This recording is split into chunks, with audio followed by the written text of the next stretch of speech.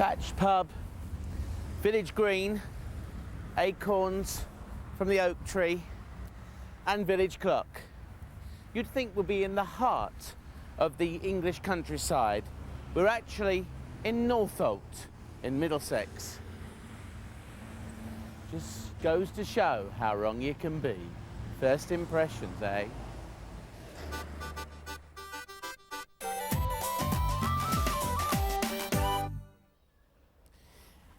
Who would have thought we're in Northolt, Chris? Yeah, I think a lot of people, when they think of Northolt, they have this image of, well, why would you want to actually sort of go up to Northolt? Because there's not a lot there to see. But, you know, it's surprising. There's lots of sort of hidden treasures, hidden gems within the borough. And here we are in one at this moment. Well, I always loved it here. And I know the little church is peeking and beckoning me up there. And we'll go to that in a minute, because you see that from the A40 and the whitewashed church. It really is a very pretty picture. But these cottages here are something I've always noticed but never knew what they were. Right, well, you've got Willow Cottages, which are the two oldest houses in Northolt. They were built about 1800.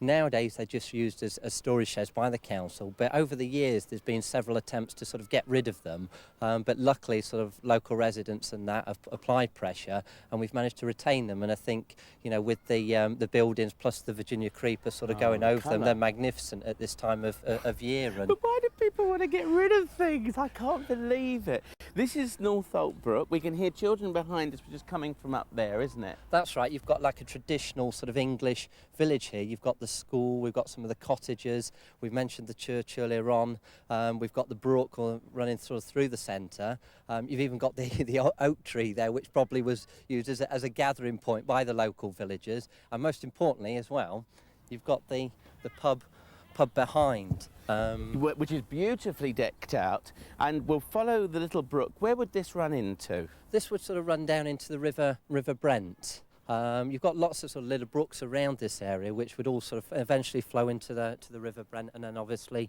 into the Thames sort of further down. The glorious willow, I remember that willow tree, because you see, when I used to come along here as a child, I used to call it fairyland, because to me it looked like fairyland. And I noticed that even the little day nursery is called the Fairy Tale Day Nursery on there. And we've got the wee bridge. Yeah. It's a pastoral picture. And I suggest now we go past the willow and go up to the wonderful Church of St Mary's. Okay. Forgot to mention about the fairs. Do you want to? Okay.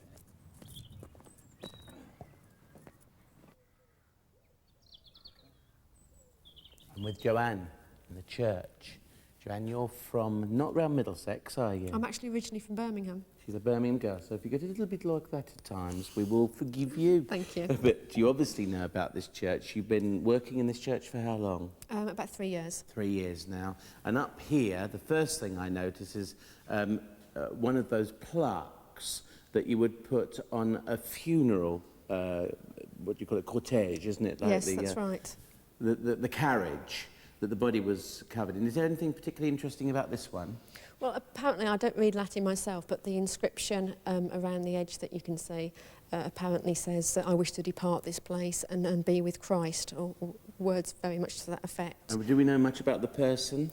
I don't know the person's name, but it was somebody who went to the scaffolds for high treason. Really? He must have been well-to-do. Oh, it was trumped-up charge, was it? Apparently, yes. But often in these cases, they didn't discover that till afterwards, unfortunately. That's a bit sad, isn't it? But he must have been well-to-do with his coats of arms and all of that. Oh, I wonder what that's about. Maybe you know. Maybe you can tell us more. The plaque is actually called the William Laud Hatchment, as it was Archbishop William Laud who was executed in 1645. He was Bishop of London and became rector of Northolt in 1628, and the words, "I desire to depart and be with Christ," were the last words uttered on the scaffold before he died.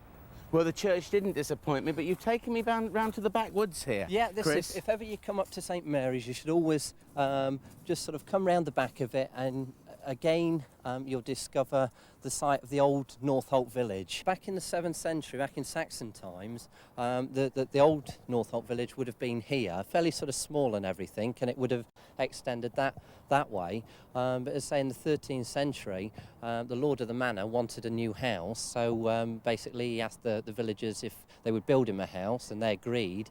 And he said, also, I want you to move down. Not much. Down onto Would you the mind village building me a green. house, and then would you mind moving? That's it. Moved them on their way, so they built them a fairly sort of small sort of stone house. That lasted about 30 or 40 years. Obviously, it had a moat around. Yes, you can see the dinge Yeah. in the land. The manor house itself didn't last very long. I mean, it lasted till about the 1380s, and then there was a bit of a family sort of tiff, and the sister-in-law who took over ownership of the house sold it off, everything bar the kitchen, for its timber frame, made a bit of money out of it. She was then in trouble, though, with the local sheriff who bought her in, and basically accused her of, indecent sort of, or not indecent acts, but destructive acts, lewd acts. After that, really, the manor went to pot, really, and gradually deteriorated. An orchard was planted on the site, and that was it. So it had a fairly short life, and the village obviously remained there with the church and that. After he'd asked them to move down. Yeah. Let's move on. But no, we've That's got nice through there. It's a lovely site, and Have a look at the church through those woods. you've got just for your own interest. Overlooking the A40, the site of St Mary's Church is unrivalled in Middlesex. It stands on a long clay ridge in a position of dominance with superb views overlooking the local mosque. You know, I discovered not so long ago in an open-air museum in Buckinghamshire the old Northolt barn that would have stood underneath the shadow of the church. Yeah. Well, literally just round this corner here, again, it's one of those places that a lot of people don't visit. You've got the site of the barn and the old manor house.